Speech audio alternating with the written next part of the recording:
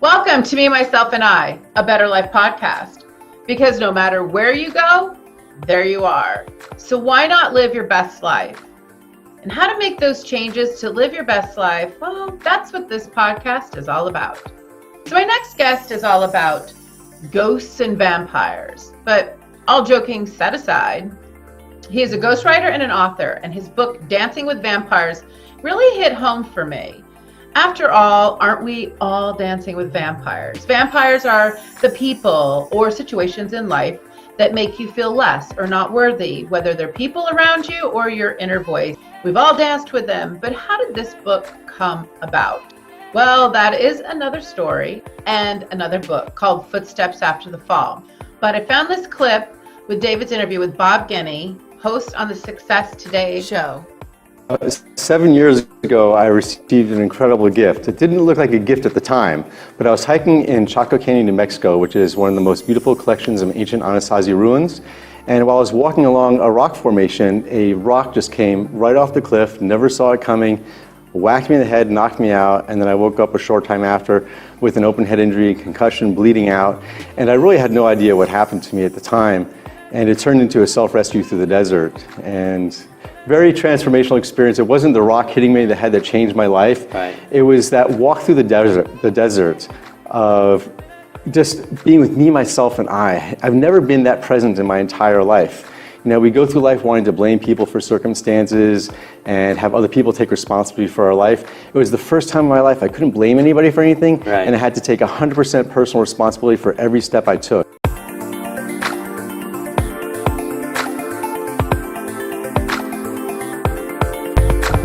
And there he is. Welcome to the show, David. Hey.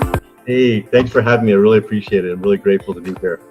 Oh my gosh. You know, so I'm just, again, this is his book. Look at all these little tabs we're going to get into. I love your book. I love your story. But before we get into all of that, tell our audience a little bit about David and who you are, what you do. Okay, well, I really appreciate it. So I'm over here in Colorado, beautiful, colorful Colorado. And what actually brought me to this moment in time is a really unique experience back in 2008 when the markets crashed. I was living in my hometown of Telluride, Colorado, and I went on a little retreat to Chaco Canyon, New Mexico to visit some ancient ruins and kind of regroup my life. I wanted to figure out what I wanted to do next since real estate had collapsed. And while I was hiking, I was unexpectedly hit in the head by a falling rock and faced the possibility of my own death. I had no idea that the rock was coming. It was a completely unsuspecting event. And since that day in 2008, the entire trajectory of my life has changed. So that's what brings me here today. Like, knock some sense into you. No, I'm just kidding. That's horrible to say because it literally was. Did you see stars? I was scared. That had to. Did you even feel any pain? I just have to ask that one question. You know, I don't recall whether or not I felt pain. What allowed me to remember most of that event was I journaled during my recovery. It took me close to 5 years to get back to my baseline of recovery. Wow. And so I did a lot of journaling, and that's how I remembered things. I do remember the day being very traumatic, and there was a lot of inner dialogue going on in my mind because I thought my life was ending that day. Yeah, I'm sure you did. That's crazy. And here you are as a famous ghostwriter too. I didn't even know what I've never met a ghostwriter, and here you are. You're not even a ghost. You have to be ghosts and vampires. I love it. So tell me, what do you do? Ghostwriting. I mean, I think that's just really cool. Yeah, so a lot of people have amazing personal stories of transformation, like something happened in their life and they overcame the obstacle, they transformed their life, and they have a really great story that needs to be heard, but not many people know how to tell their story or to turn their story into a book. And so I work with people one-on-one and help them turn their personal story into a book that deserves to be heard, because every story deserves to be heard. The reason I love books so much is a lot of people are suffering in silence, and there are people that are going through problems right now, and sometimes a book is their first opportunity to get permission to start healing. And so, when you share your story, a lot of people have overcome some type of abuse in their life, or an injury, or cancer, or getting out of a toxic relationship. And when you write a book about those stories, you're giving people a tool to take that first step to make that change. And so I love giving people a voice to do that. Thank you for doing this, because I literally was like, when I heard you on the Clubhouse, and then I got your book immediately, and you got some exciting news later about some retreat thing. I just like, how did you start writing? Like, how did you know you wanted to be a ghostwriter? Like, how does somebody figure that out? So ghostwriting was a byproduct of my first two books. So my first book, Footsteps After the Fall, it's kind of like my memoir. I take the reader through the experience of that day of getting injured and what it was like during that 5 years, what I learned. That book did really well. I turned that experience around into a book that could help other people. So it wasn't so much about my story, it was about healing from your own story, which is what Dancing with Vampires is about. And because of the way those books were written and the content, people started approaching me to ask me if I could help them write their books as well. And so now I've written, over 19 manuscripts and going strong, helping people to get their story out there. I think it's really important. I think a person's story is their most valuable asset, because your story determines what choices you make in life. And it's important to be really clear about what your story is, and to go from that kind of that victim mindset, like this happened to me, to a point of, hey, yeah, this happened to me, but I'm going to do something good with it. And that's the power of story. It's taking a problem and turning it into an asset.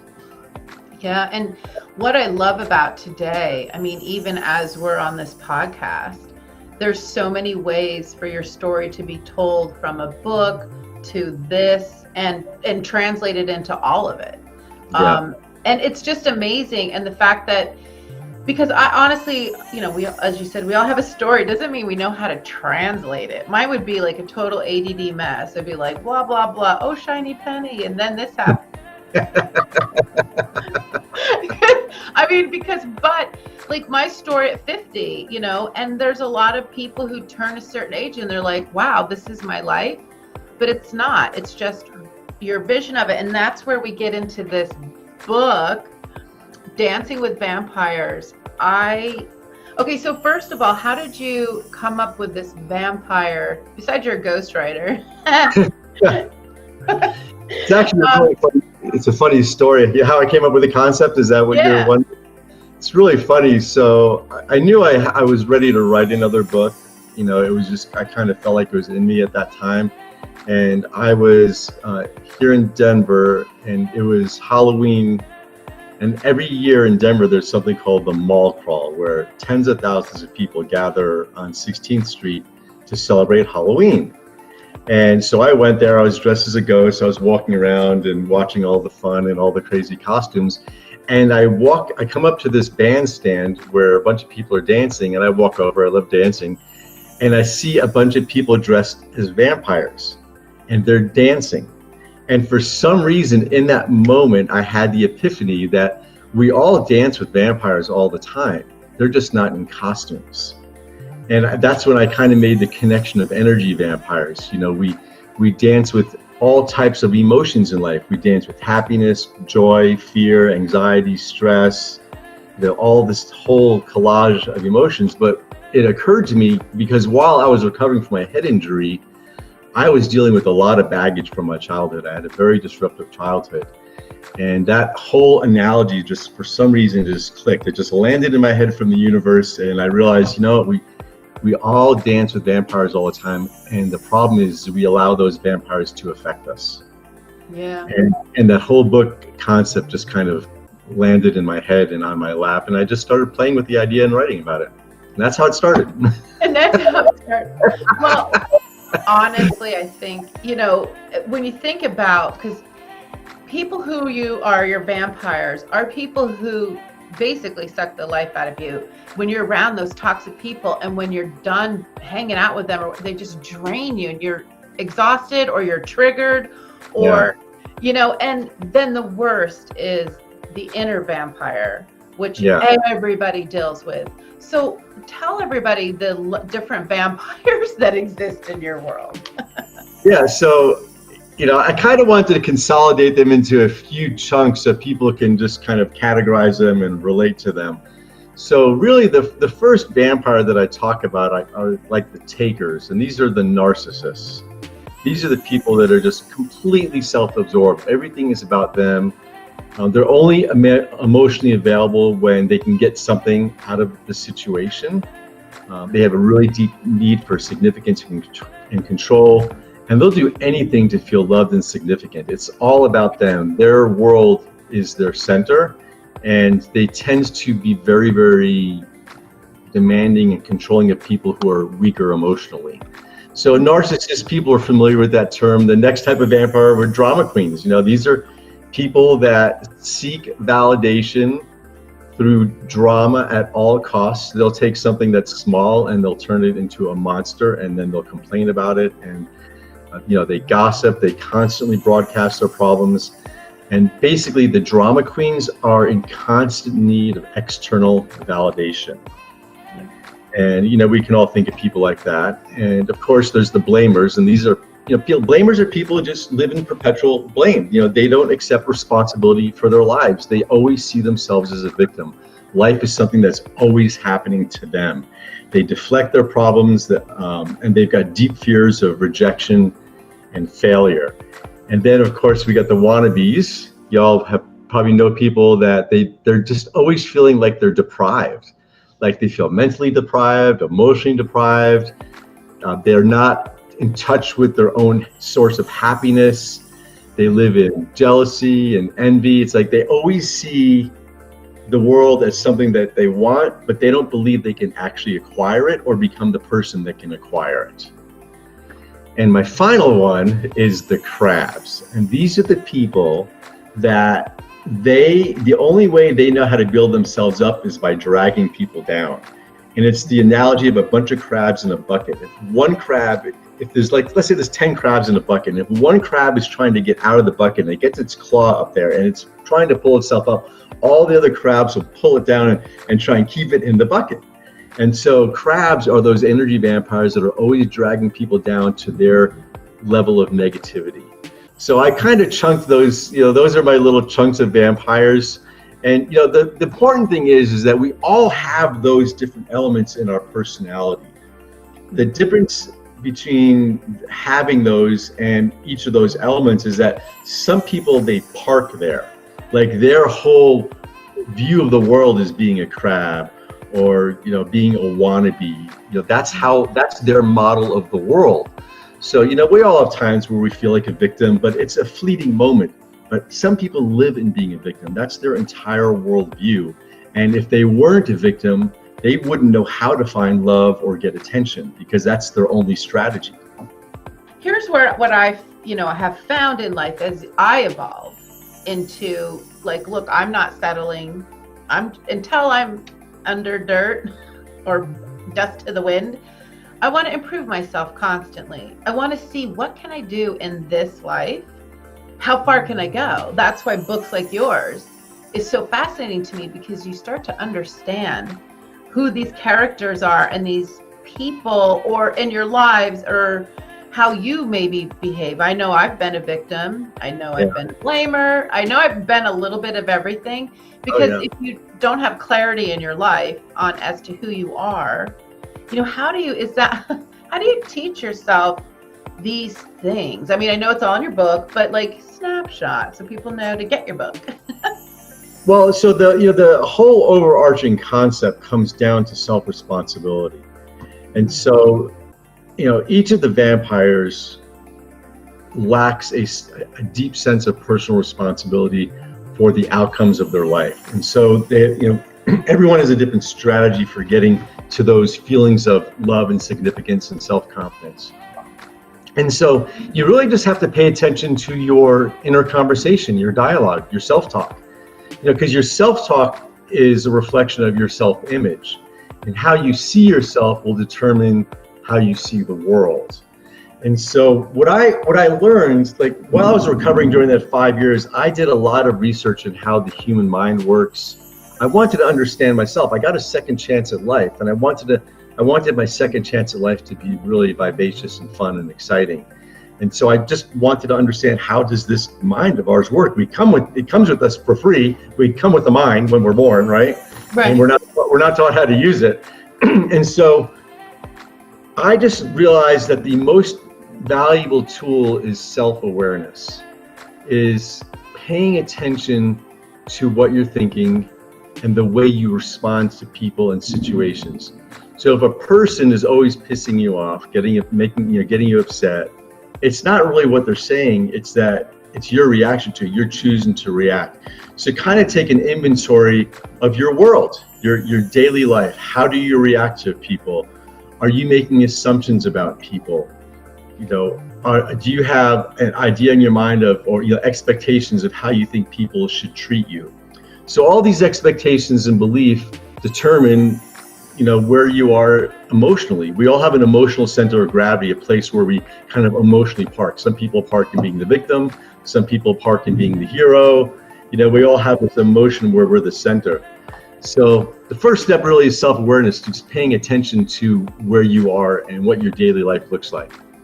Yeah, I mean, I love that. Here's in the book, people, there's diagrams, and you really mapped it out nicely on how to understand it, because the brain is really this strange. The brain is it's your best friend and your worst enemy. Yeah. What was your so you got hit in the head, and then you're studying the brain, because obviously you were kind of having to repair it. So studying it also helped you understand this whole world as well.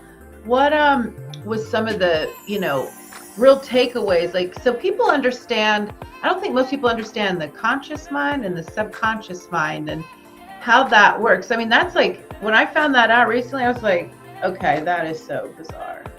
Yeah.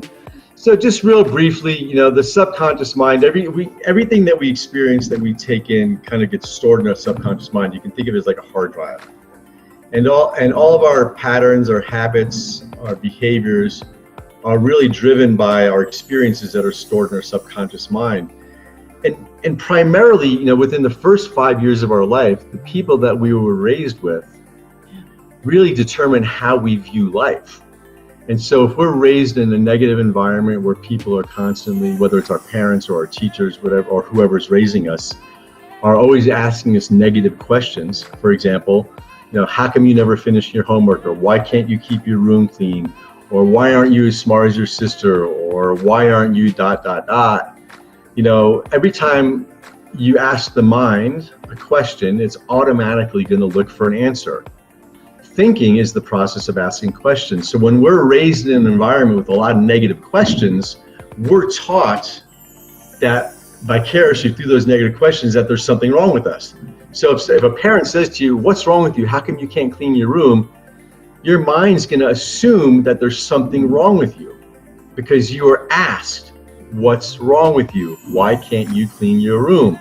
And now your self-image starts evolving around the belief that there's something wrong with you because you can't clean your room. Not being able to clean your room is a symptom that there's something wrong with you. And so we become a product of the questions that we were asked by our environment as children. Now, when the people who are authorities in our childhood, parents, teachers, pastors, rabbis, whatever the authorities are in our life, when we're kids, we hold them to a higher esteem. So whatever they say and whatever they ask, we take it as if it's God's word. So if my parent is saying, how come you're not as smart as your sister? I'm immediately going to assume that there's something wrong with me because I'm not as smart as my sister. And those simple questions in our childhood translate into a lifetime of self-esteem where we start assuming there's something wrong with us. That's all the subconscious mind. The conscious mind is like daily thinking. And so it's the short term, it's, when you're asking questions, this interaction is the conscious mind. But the subconscious mind is really where everything is stored and all of our patterns are recorded. And the more we do a behavior or think and act in a certain way, the stronger that pattern becomes. See, I told you. That's crazy. Yeah. And what makes it crazier, now I know why my children can't clean their room. What's wrong with you? You can't just make your bed. Hey, you know, So it's my fault. yeah, well, it's another example. Like if a kid's having trouble with math and the kid keeps saying to himself or herself, how come I can't figure this out? What's wrong with me? They're asking themselves a negative question. They're assuming there's something wrong with them. The antidote to negative questions is ask questions that are resourceful. Like, you know, how can I learn this math? How, you know, who can I talk to? Who would be a better teacher? Where can I find a tutor? A better question for parents to ask kids about rooms is, hey, how can we make cleaning your room fun so that it's something you'll want to do all the time, right? So you can gamify it. Ooh. And Lord knows kids like games these days. Yeah. They need to make a video game with this. Yeah. Okay, so one of the things I did, which is in the book, you have a whole plethora, and I'm just going to give a couple of questions. You know, I noticed, I'm like, wow, I ask myself things in a negative way. I don't even put it as to, one of the questions is what did I accomplish today and what am I proud of? I have never asked myself that question until like a couple weeks ago. And I thought, wow, because I'm so busy saying, what didn't I do? Or, oh my gosh, I didn't get this done. It's always what I didn't do, not what did I accomplish. And let me tell you something, as an entrepreneur, we can whirlwind around most people because we have to, if we want a paycheck.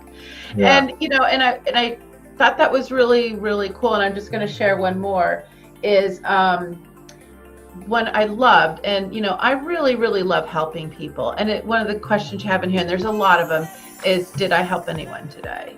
And I just thought, wow, what a great question to ask yourself and keep top of mind, because at the end of the day, we're on this planet to really contribute back and to help each other, like you and I having this conversation. And I hope, you know, God puts it out there and somebody hears this that needs to hear this. Get your book, and you have something coming up that you're doing, right? Your little vampire, whatever tell me what's going on. I forgot what it's called already. Sorry. So I'm launching an Energy Vampire Boot Camp. It's going to be energyvampirebootcamp.com. And it's going to be kind of a light immersion in the whole concept of energy vampires and taking you through a process of self-awareness so you can start seeing those vampires in your world, and also some tools of how to address them. It's going to be a really fun boot camp. A lot of people are ready for a reset. It's really timely because the world is getting a little sideways. Yeah. And you know, the most important part of the Energy Vampire boot camp is actually what I believe is the most important content in that book is we're going to dive deep into your inner vampire. And your inner vampire is your inner conversation with yourself. It's your negative thoughts and beliefs, all those subconscious patterns that cause us to attract all this negativity. So I believe very much in vibration and attraction.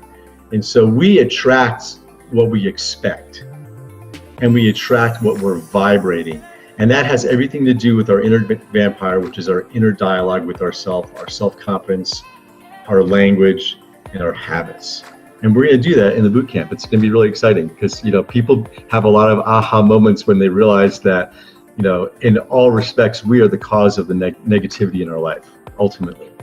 Oh, it's true. And when you realize that life is a mirror and all these people who trigger you or make you upset or relationships that didn't work out that you expected them to, it's all my fault. I can't blame anyone. I'm like, because no matter where you go, there you are. So we constantly, you know, how you see the Groundhog Day relationships or anything. What I love about your book is you dive into that, but the fact that you're going to actually having this boot camp is going to help allow me to actually do a dive and really handle it and talk it through, not just me reading a book. Do you know what I mean? It's good for both. So go on to the website. Okay. It's going to be really exciting because, you know, for a lot of people, it's a new concept. Some people have heard of the whole idea of energy vampire before, but this is actually going to be a way to see how the whole concept applies in your life. You know, and if you're at a place in your life right now, like where you're ready to make a shift in your life, and you're just looking for the right tool, this is really going to be that tool for a lot of you, because it's no fluff. This isn't a major self-help course. This is a awareness course. This is about discovering what is one of the main causes of your need to make a shift in your life. I really like being by myself, me, myself, and I. I used to have to be around a tribe. I had to be around people all the time. I didn't want to be in my own self, and I didn't know why. You can really love yourself, and this is that journey. And it doesn't mean you have to be alone. It just means you're going to make better choices to you having a better life. Yeah, absolutely. I agree with that. One of those choices that I believe is probably the most important choice you can make is the people that you choose to associate with. Right. And that's the general concept of this book and Energy Vampires is the most important decision that we will ever make is the people that we allow into our life, because they're either going to elevate us and help us move forward, or they're going to drag us down. Right. And that's one of the lessons I learned while I was healing was I took an inventory of all the people and situations in my life, and I asked myself, what's working, what's not working? And then whatever wasn't working, I just had to figure out a way to kind of distance myself from that situation and spend more time cultivating relationships that were nurturing and helped me to grow. So for people who have fear of that right there, meeting new people in this, what I found, the ones that are the vampires dissolve once you're clear on your intentions of who you want to be. And then you start to meet people who are like-minded. Yeah. And then you have, and that they just start coming around more. So it's not like you have to say, I can't hang out with you anymore because you're driving me crazy. They just kind of disappear. And I'm not saying it happens in all cases. Sometimes you have to make that hard stop for certain situations. I spoke with a lady recently who read the book, and she ended up breaking up with her fiance as a result of reading the book, and which is unfortunate to hear that a relationship broke up, but it was the right choice. She did not realize that she was dating or in a relationship with a narcissist. That was her idea of normal. She thought that being talked down to or being abused was her reality. And this is common for a lot of ladies, and it happens to men as well. But in this situation, the book is what gave her permission to make that change. She didn't even know that she was in an unhealthy situation. She literally thought that her job was to please him, and she just kind of let all of his abusive talk roll off her sleeve. And once she understood that that wasn't acceptable, she made the step. But if you allow one negative person that close into your life, imagine what the rest of your life looks like. Everything else is going to be out of order, because if your most important relationship in life with another person is not healthy, your relationship with yourself is not going to be healthy. So the Energy Vampire Bootcamp is really about, let's take a look at your relationship with yourself, because that's really going to determine your relationship with other people, who you attract, who you allow into your life. There's a saying that says the victim and the perpetrator are on the same frequency. And it's a kind of an odd thing to say, but what it's really pointing to is that what we believe we deserve in terms of love and friendships and relationships is what we allow into our life.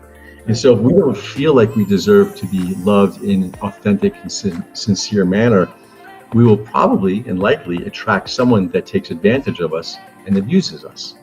Yep. And if that's our worldview, then that will be our normal. And so the goal is to break us away from that normal. Yeah. And it can be done. Yeah. And you have your proof of it. So thank you so much for everything you do. It's your gift. So I appreciate that. Thank you very much. And if anyone wants to order the book, you can order on Amazon by the title name, or go to dancingwithvampires.com and you can order it from there too. Yep. But I appreciate you letting me be here and just speaking into people's lives. And I pray that whoever watches this is blessed and that you can have a big shift in your life that you deserve.